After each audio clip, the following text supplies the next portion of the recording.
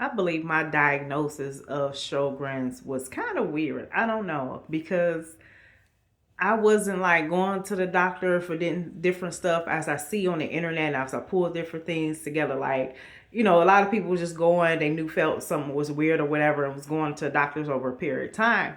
My experience was different, and this might take a minute because I got to put the pieces together. And as you may know, if you've been on my channel before, I have books. I'm a self-published author, and I also make handmade jewelry and handmade household items and home decor and stuff, right? So I said that to say this. Say one of my events that I did at the end, I want to say it was the end of the beginning of 2023, 2024. Sorry, at the end of the year, I remember like the week or the week before that my back was hurting. I had some chest pain. It wasn't real hard. Like I couldn't get comfortable and I couldn't lay down to sleep.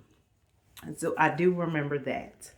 And again, I still have a day job too. So I work in HR, and a lot of times certain days I had meetings. I had a meeting before a meeting. So I do remember that week I was having, it was hard to lay down. I couldn't go to sleep. I would take like the 650 extra strength Tylenol, and it still just didn't do nothing for me. Having those pains, those chest pains and stuff like that. It wasn't even chest. It was just more to my right side, my back area. But I was told women, be careful with that because that can lead to your heart attack or whatever is on the right side, which was weird. Whatever. The medical profession probably know better than I do. So that morning, I do remember my work from home job, which is HR. I had to get on it and I was having these pains and I was talking, but I was having a hard time like getting the words out, having a conversation, right? And so I just remember I was talking. I was like, no, I don't feel good. I might have to end my day. But I really wasn't talking how I am now. I was struggling to speak. And my this area and my back had been hurting and everything. So I was like, okay, I got to get off. And I just remember the ladies that I was talking with, it was like, oh, something going around, da da da. And I'm like, okay, well, I already had took a COVID test like the day before. And I was fine. And I was like, well, it's not the flu because it didn't feel fluish. As I, excuse the gum, I'll tell you why I chew the gum in a minute. But as I progressed the day, I ended up calling my husband. He took me to the ER.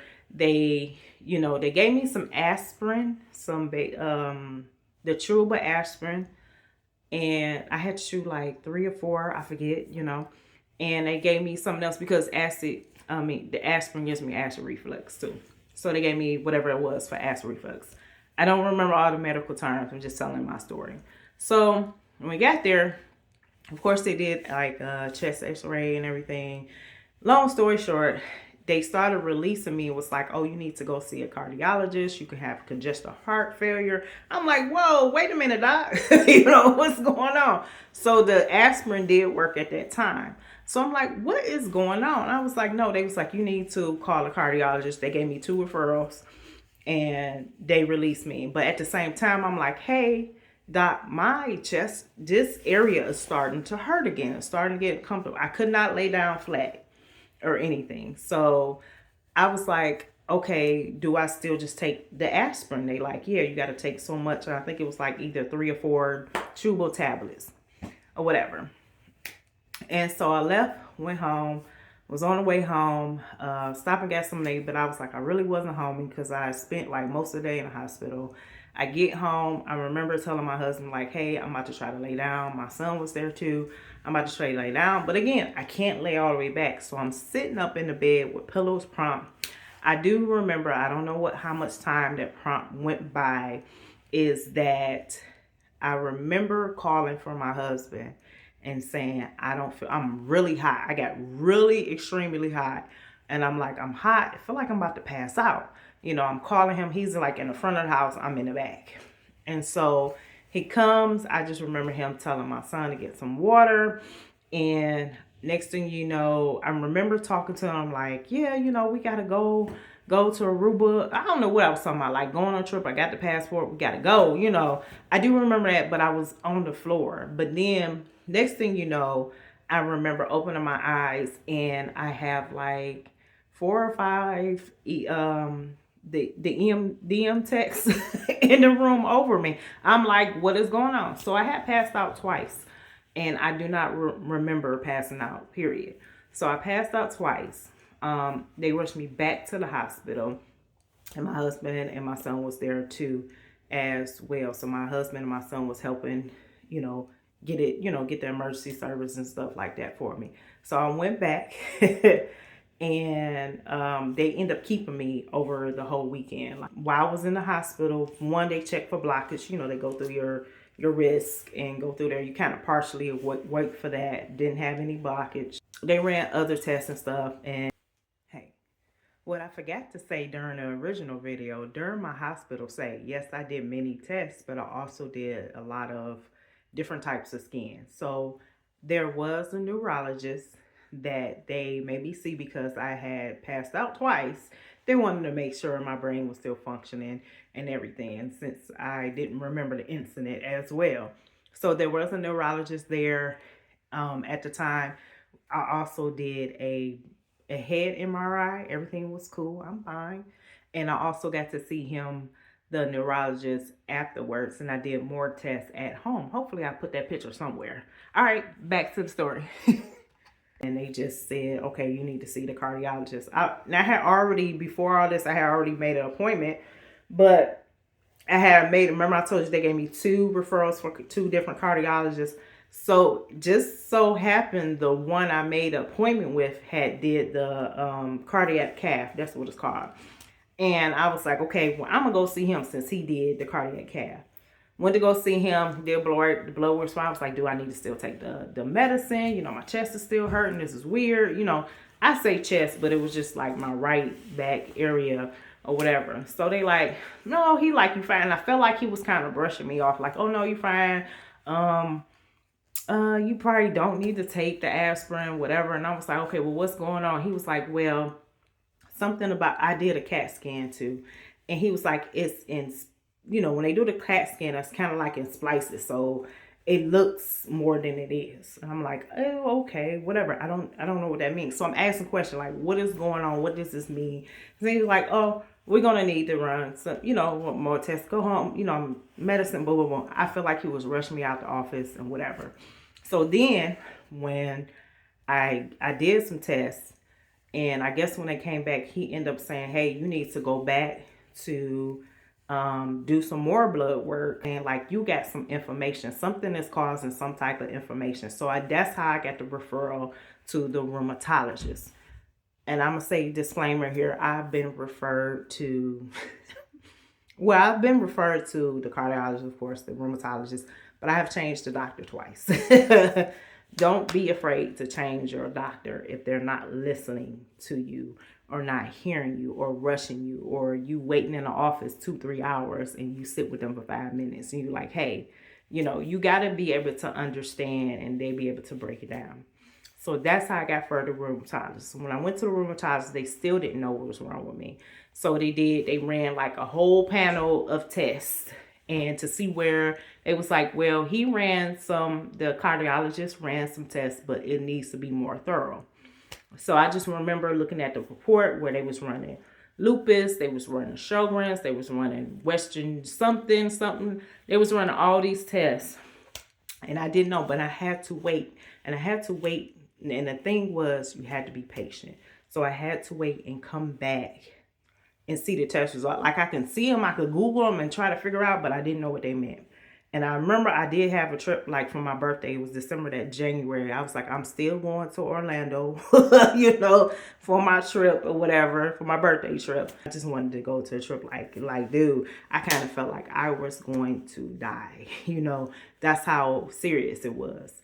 I felt like something wasn't right, and I don't know. And I didn't really have a lot of symptoms like they were saying. They didn't tell me what it was the first time. I just remember it being like February, then we had to come back in March. And me and my husband. My husband went to pretty much almost every appointment with me. Sometimes he went in, sometimes he couldn't go because of work or whatever. So it was good to have that support.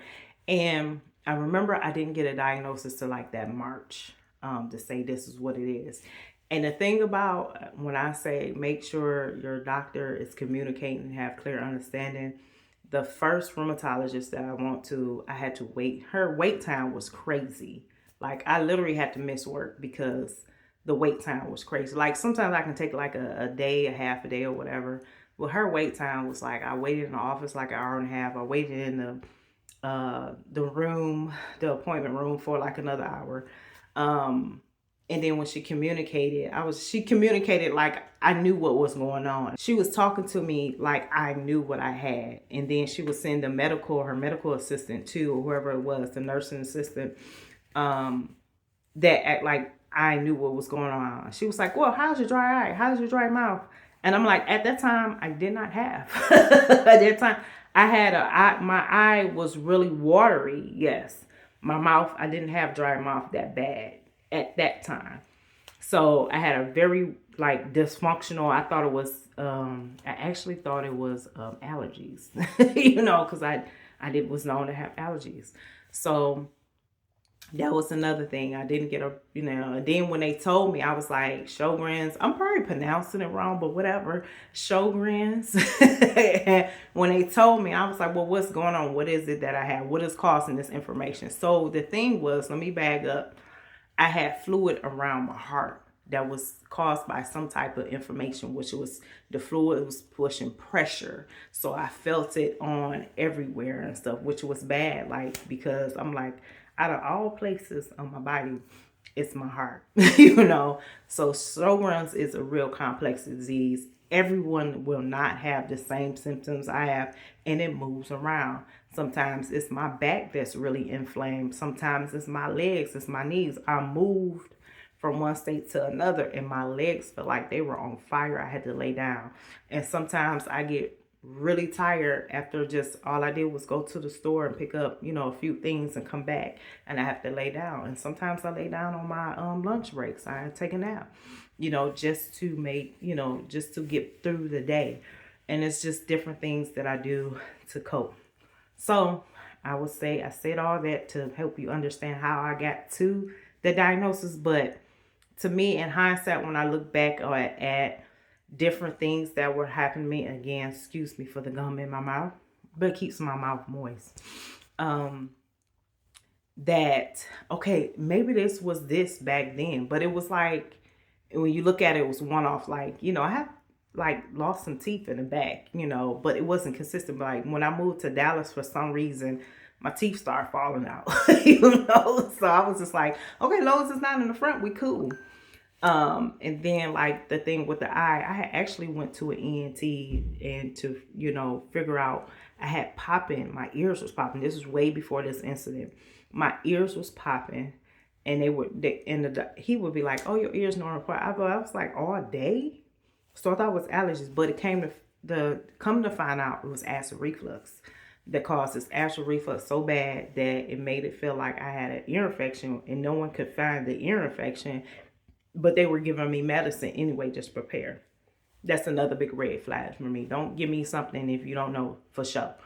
This was happening. I had another incident, like my immune system was so just messed up. I had another condition that it couldn't fight off the condition. So I had to get a surgery for that. So I ended up doing that. And I did lose about 30 pounds at that time, okay? So if you go back and look at the videos and you're like, dang, she looked kind of, slim in the face. I cut out a lot of sugar. But I just tell you, I know this is probably the longest of the videos. That is how I got diagnosed. That I had the information that I had was real. It got to a point where it was like, hey, I had no choice but to go to the doctor. I had fluid on my heart. Do I still have fluid on my heart? Yes, but it's not as much. I feel way better now. Now I know what to do because of, I would say, my environment, where I moved, and the food that I eat. Living with Sjogrens can feel overwhelming, but remember, you are not alone. If this video encouraged you, please subscribe and join me for the rest of the series as I share more about daily life, treatment, and hope with autoimmune disease. You can watch the full Sjogren's playlist here on my channel. See you in the next video.